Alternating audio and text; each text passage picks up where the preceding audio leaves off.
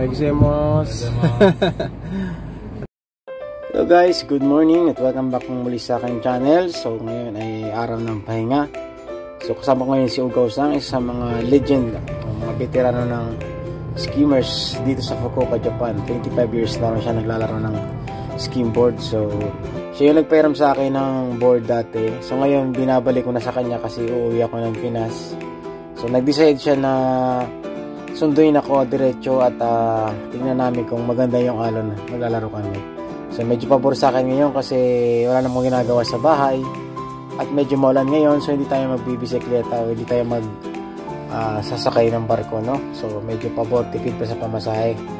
So ito na nga, pagdating namin medyo may alon naman siya, medyo okay naman yung alon. Ang problema lang medyo may kalakasan yung hangin, pero good thing naman yung hangin is medyo matatakpan kami sa bundok, so kaya naman maglaro, pero nag-decide pa itong mga kasamaan ko, no?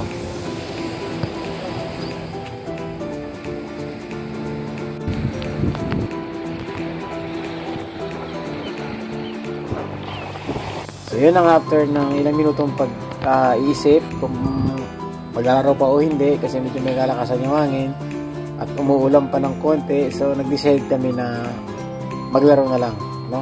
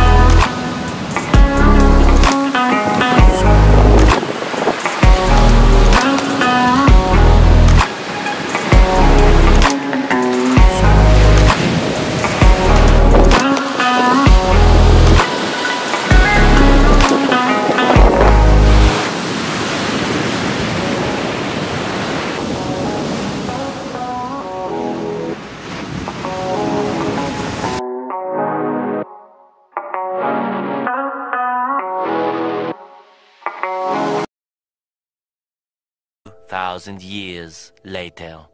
So after nga namin maglaro, so meron pala silang mga dalang tag-2 galon. So ang laman nun ay maligam-gam na tubig. So after nila maglaro, yan yung binabanlaw nila sa kanilang katawan. Ganoon na rin panglinis sa kanilang mga gamit, tulad ng skimboard saka yung wetsuit na ginagamit nila.